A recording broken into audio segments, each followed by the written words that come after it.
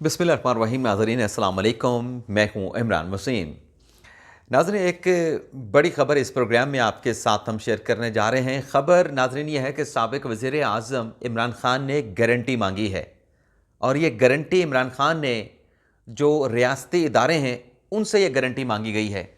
लेकिन सवाल ये है, ख़बर ये है कि इमरान ख़ान ने यह गारंटी किस बात पे मांगी है, किस मामले पे मांगी है। तो अभी कुछ देर में इस खबर की जो तफसीलात हैं वो आपके साथ हम शेयर करेंगे। इसके अलावा नाज़रीन, जो आज attorney general of Pakistan Shahzad Ata Ilahi के इस्तीफ़े की खबर सामने आई, इस इस्तीफ़े की खबर में एक नया मोड़ आया है और कहानी बड़ी दिलचस्प हो गई है।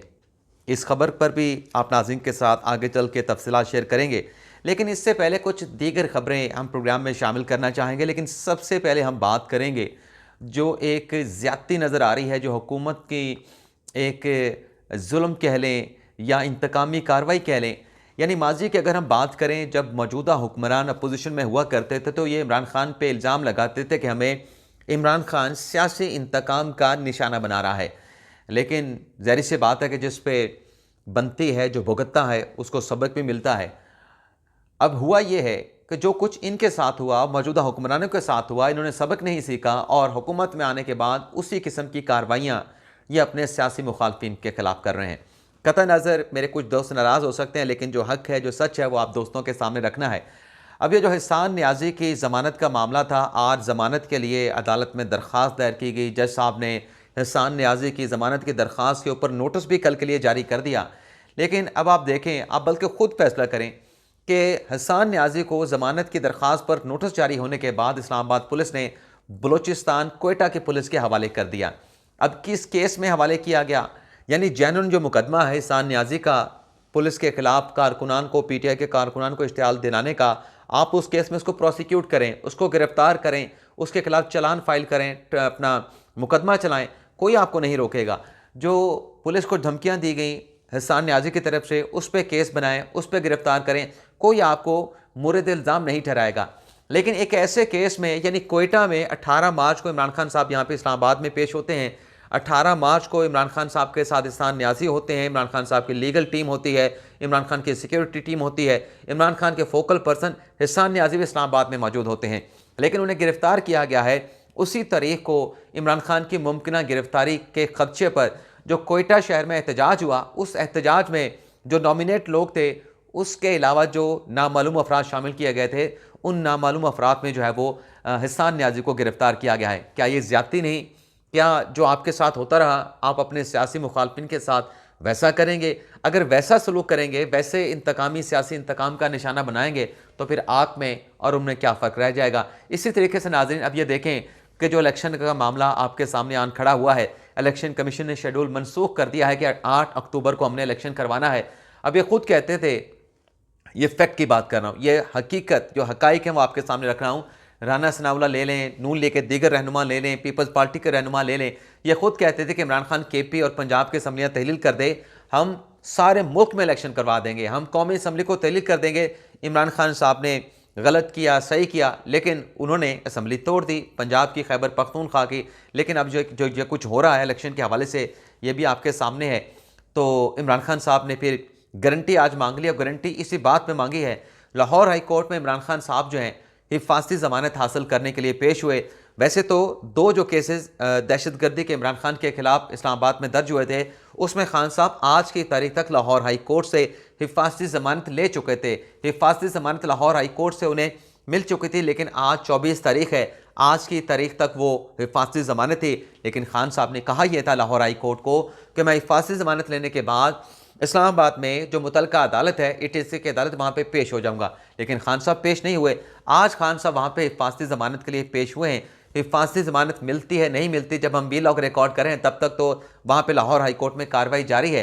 लेकिन सवाल ये है कि अब खान साहब वहाँ पे एक्सटेंशन ज़मानत में, हिफाजती ज़मानत में एक्सटेंशन कराने के लिए वहाँ पे गए हैं और वहीं पर इमरान खान साहब ने साथियों के साथ गुफ्तगू करते हुए ये सवाल उठाए, गारंटी मांगी कि ये जो उन्होंने 8 अक्टूबर की तारीख दी है, क्या गारंटी है? इमरान खान साहब ने कहा कि ये 8 मार्च को और 8 अक्टूबर को जो 30 अप्रैल की तारीख तब्दील करके 8 अक्टूबर की तारीख दी गई है, क्या गारंटी है कि इस डेट के ऊपर ये इलेक्शन करवा देंगे? और क्या ऐसा नहीं हो सकता कि ये फिर दोबारा कहें कि हमारे पास पैसे नहीं है, सिक्योरिटी एहलकार नहीं है, दोबारा ये इसको मनसूख कर दें।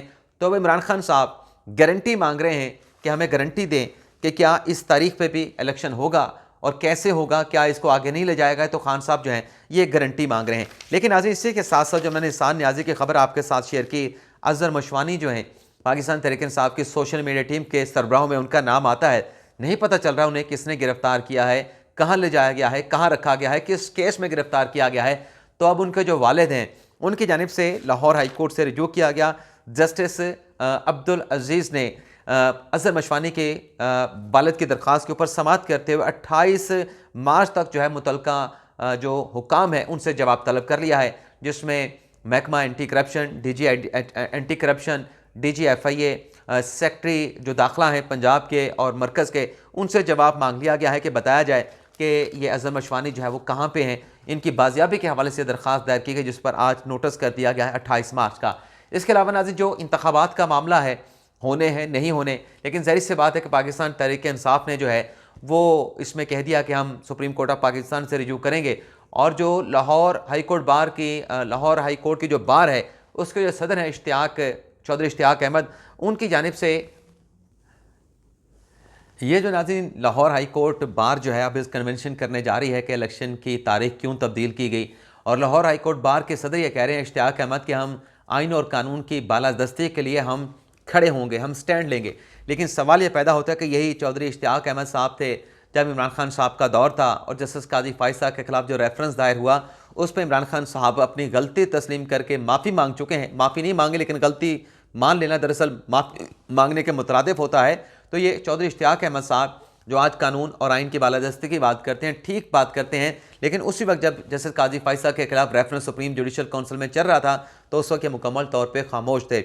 उस वक्त इन्हें आइन और कानून की कोई परवाह नहीं थी, लेकिन आज आइन और कानून की चले परवाह कर रहे हैं। अच्छी बात है, लेकिन कतई नज़र इस सारी बहस के शेख रशीद साहब ने, पाकिस्तान तहरीक इंसाफ ने तो सुप्रीम कोर्ट में आज जब हम ये लोग गौर कर रहे हैं, अदालती औकात कार भी ख़त्म हो चुके हैं, कोई पटिशन इलेक्शन कमीशन के फैसले के खिलाफ दायर नहीं की। इलेक्शन कमीशन के फैसले को पाकिस्तान तहरीक इंसाफ ने चैलेंज नहीं किया, लेकिन शेख रशीद ने ये जो इलेक्शन कमीशन का फैसला है इसे लाहौर हाई कोर्ट में चैलेंज कर दिया है। और लाहौर हाई कोर्ट में एडवोकेट अजहर सदीक की वसासत से जो दरख्वास्त दायर की है शेख रशीद ने, उसमें वफाक को फरीक बनाया गया है, पंजाब को फरीक बनाया गया है, इलेक्शन कमीशन को फरीक बनाया गया है, वजारत दिफा, वजारत दाखिला और इसके साथ जो मुतलका महकमे हैं उन्हें फरीक बनाया गया है। तो अब शेख रशीद साहब ने ये जो लाहौर हाई कोर्ट में दरख्वास्त दायर की है इसमें उन्होंने मुख्तलिफ पेयर्स की हैं। एक तो उन्होंने कहा कि जो इलेक्शन शेड्यूल वापस लिया गया है, विड्रॉल जिसका हुआ है वो बहाल किया जाए, इलेक्शन कमीशन को इसी शेड्यूल के मुताबिक पंजाब में इलेक्शन करवाने का हुक्म दिया जाए और खैबर पख्तूनख्वा में भी 90 दिन के अंदर इलेक्शन कराने का इलेक्शन कमीशन को हुक्म दिया जाए। लेकिन साथ साथ इसी दरख्वास्त में शेख रशीद ने सुप्रीम कोर्ट से ये भी इस्तदा की है कि जो निगरान हुकूमत है पंजाब की, सिर्फ वो पंजाब की बात कर रहे हैं, खैबर पख्तूनख्वा की हुकूमत पे कोई एतराज़ जो है वो शेख रशीद नहीं उठा रहे। उनका ये कहना है कि जो पंजाब की निगरान हुकूमत है ये गैर जानिबदार नहीं है, ये जानिबदार है, इनकी निगरानी में साफ शफाफ इलेक्शन नहीं हो सकता। तो इस हुकूमत को हटा के नया निगरान सेटअप जो है वो पंजाब में अपॉइंट किया जाए। अब प्रेयर शेख साहब ने कर दी है, लेकिन ये कैसे होगा, क्योंकि आइन तो इस बात की इजाज़त नहीं देता कि निगरान सेटअप को क्या सुप्रीम कोर्ट हटा सकती है, नया सेटअप ला सकती है, लेकिन शेख साहब ने प्रेयर कर दी है। अब आ जाते हैं जो अटॉर्नी जनरल का इस्तीफ़ा आया, ये मौमा कैसे बन गया। अब हुआ नाज़रीन ये है कि सुबह ये खबर आई और ये खबर अटॉर्नी जनरल ऑफिस से हमें पता चली कि AG साहब ने रिज़ाइन कर दिया है और हुकूमत ने जो है वो नए अटॉर्नी जनरल की तलाश शुरू कर दी है। और इस्तीफ़े की जो वजूहात हमें बताई गई वो कहा गया कि पर्सनल रीज़न के ऊपर यह इस्तीफ़ा दिया गया है। लेकिन हमने जो मुख्तलिफ लोगों से और पता किया तो उसमें हमें जो चीज़ें हमने जो एक्सट्रैक्ट की वो उसमें हमने ऑडियो वीडियो लीक को देखा, हमने उसमें मौजूदा करंट पॉलिटिकल सिनेरियो को देखा, जस्टिस मंदाली नकवी के खिलाफ जो रेफरेंस है उसको देखा, और जो बैरिस्टर शहजाद अता इलाही साहब जो कि अटॉर्नी जनरल हैं जिन्हें अहदा दिया गया, वैसे अभी तक उनके इस्तीफ़े के हवाले से बहुत ज़्यादा चीज़ें चल रही हैं, वो भी आपके साथ में शेयर करने जा रहा हूँ। तो इनका बड़ा अच्छा ताल्लुक है चीफ जस्टिस के साथ, जैसे इजाज़ुल हसन के साथ, सुप्रीम कोर्ट के दीगर जज साहबान के साथ।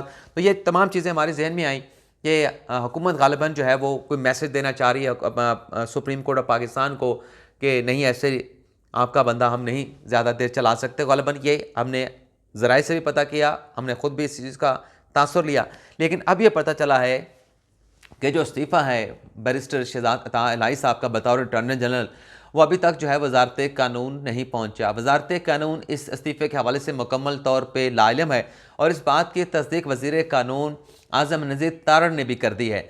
लेकिन ख़बर नाज़रीन जो अब सामने आ रही है वो ये है कि हुकूमत ने यह ख़बर चलाई, मीडिया को ये ख़बर दी गई और फिर ख़बर इसलिए दी गई क्योंकि हुकूमत ने इस्तीफ़ा मांगा है अटॉर्नी जनरल से। ये बात कन्फर्म है, पिछले व्लॉग में हमने आपको बताया था कि ये इस्तीफ़ा अटॉर्नी जनरल ने दिया नहीं बल्कि ये इस्तीफ़ा उनसे मांगा गया है।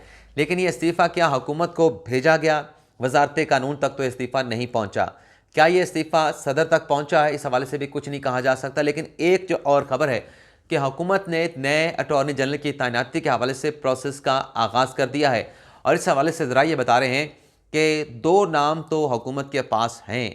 एक नाम बैरिस्टर उस्मान मंसूर अवान का है और दूसरा नाम साबिक़ अटॉर्नी जनरल और मौजूदा जो मुआविन ख़ुसूसी हैं वज़ीर आज़म के इरफ़ान कादिर साहब, उनका नाम चल रहा है।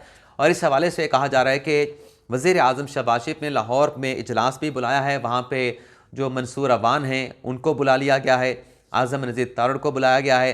लेकिन इस मामले के हवाले से, इस इस्तीफ़े के हवाले से और नए अटॉर्नी जनरल की तैनाती के हवाले से हमारी जो इरफ़ान कादिर साहब से बात हुई, क्या आपको, हमने उनसे पूछा कि आपको अपॉइंट किया जा रहा है, तो उन्होंने इतना कहा कि नाम जो चल रहे हैं सोशल मीडिया के ऊपर या मीडिया के ऊपर, उसमें मेरा नाम भी जो है वो कोट किया जा रहा है, उसमें मंसूर अवान का नाम भी बताया जा रहा है। लेकिन मेरे साथ फ़िलहाल किसी ने अटॉर्नी जनरल की तैनाती के हवाले से, इस अपॉइंटमेंट के प्रोसेस के हवाले से ना किसी ने रब्ता किया है और ना कोई ऐसी चीज़ मेरे साथ जो है वो शेयर की गई है। तो ये इस्तीफ़ा जो है इस तरीके से मामा बना हुआ है। इसके अलावा नाज़रीन, इमरान खान साहब के ख़िलाफ़ जो मुकदमात दर्ज हुए, उन मुकदमात की तफसीलात हासिल करने के लिए जो मुकदमा था, जैसे तारिक सलीम शेख साहब लाहौर हाई कोर्ट के जस्टिस ने ये मामला अब लार्जर बेंच के लिए चीफ जस्टिस अमीर हुसैन भट्टी साहब को भिजवा दिया है कि आप इस केस के ऊपर लार्जर बेंच तश्कील दें। इसके अलावा नाज़रीन, ज़मान पार्क में जो पुलिस की जानिब से ऑपरेशन किया गया और ऑपरेशन के नतीजे में जो ख़बर सामने आई कि ज़मान पार्क से, वहाँ से कोई 7 क्लाशनकोफ जो है वो बरामद की गई हैं, वहाँ से हासिल की गई हैं, रिकवर की गई हैं।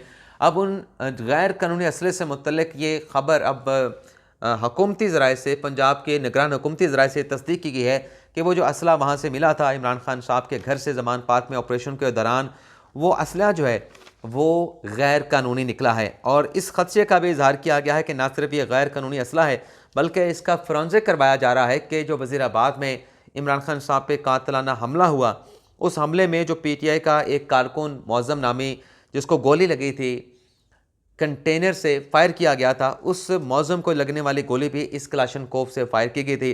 तो अब ये कहा जा रहा है कि इन क्लाशनकोफों का फोरेंसिक करवाया जाएगा और पता चलाया जाएगा कि ये असला कहाँ पे और किसके ऊपर, क्योंकि रिकॉर्ड होता है तो उस रिकॉर्ड के साथ जो है वो जायज़ा लिया जाएगा कि यह कहाँ पे और किस वाक़े में ये क्लाशनकोफ जो है वो इस्तेमाल हुई हैं। इसके अलावा नाज़रीन, एक और ख़बर भी है, वो नाज़रीन ये है कि ये जो शेख रशीद साहब ने पटिशन दायर की है सुप्रीम कोर्ट, अपना लाहौर हाई कोर्ट में, इसी तरह की एक पटिशन जो है वो शेख रशीद ने सुप्रीम कोर्ट में भी दायर करने के लिए तैयार की है। और एडवोकेट अज़हर सदीक़ की जानिब से वो दरख्वास्त जो आज उन्होंने लाहौर हाई कोर्ट में दायर कर दी है, उसी दरख्वास्त के ऊपर, उसी एप्लीकेशन के ड्राफ्ट के ऊपर सुप्रीम कोर्ट लिखा गया है और इम्कान है कि यह दरख्वास्त जो है वो ग़ालिबन सुप्रीम कोर्ट में भी शायद दायर की जाए। शायद का लफ्ज़ इसलिए इस्तेमाल कर रहा हूँ क्योंकि यहाँ पे होता है, पाकिस्तान तहरीक इंसाफ जो सुप्रीम कोर्ट में दरख्वास्त दायर करती है वो लाहौर हाई कोर्ट में भी दायर करती है, वो KP के पेशावर हाई कोर्ट में भी दायर करती है। लेकिन नाज़रीन, कानून ये कहता है कि अगर आपने एक अदालत से, हाई कोर्ट से रिजू कर लिया है, तो दूसरी अदालत में अगर ये मुकदमा आप लेके जाएंगे तो आपको वहाँ पे एक सर्टिफिकेट देना होता है कि ये मुकदमा आपने किसी और अदालत में जो है इस सिलसिले में जो है वो किसी किस्म का रजू जो है वो नहीं कर रखा। अब इम्कान तो यही है कि ये जो दरख्वास्त लाहौर हाई कोर्ट में दायर हो गई है, उसके बाद ग़ालिबन सुप्रीम कोर्ट में दायर नहीं करेंगे शेख रशीद साहब अज़हर सदीक़ की वसात से ये दरख्वास्त। लेकिन अगर ये दरख्वास्त सुप्रीम कोर्ट में दायर की गई तो सवाल ये पैदा हो कि जब रूल्स क्लियर हैं, जो वकला का, पाकिस्तान बार काउंसिल का जो एक एक्ट है वो क्लियर है कि एक जगह पे पटिशन दायर करने के बाद, और सुप्रीम कोर्ट के रूल्स भी क्लियर हैं कि एक जगह पे पटिशन दायर करने के बाद आप दूसरी जगह के ऊपर पटिशन दायर नहीं कर सकते, तो फिर सुप्रीम कोर्ट में अगर ये दरख्वास्त दायर होती है तो क्या इसके ऊपर फिर पूछ या किसी किस्म का कोई एम्बार्गो, कोई पनिशमेंट या कोई सिर्फ तनबीह कर देना नहीं होगा कि आप एक ही चीज़ को 2 जगहों पे लेके आते हैं, वहाँ पर भी अदालती वक्त जो आवाम का होता है वो भी ज़ाया होता है, और यहाँ पर भी आप आवाम का वक्त ज़ाया करते हैं। तो एक अदालत का आप टाइम लें, 2 अदालतों में केस लेके जाना, ये किसी तरीके से भी जो है वो इसका कोई जवाज़ नहीं बनता। तो ये है नाज़रीन आज का हमारा वीलॉग। आपसे इजाज़त चाहेंगे। अल्लाह ताला हम सबका हामी नासिर हो। अपनी दुआ में याद रखिएगा। अल्लाह हाफ़िज़।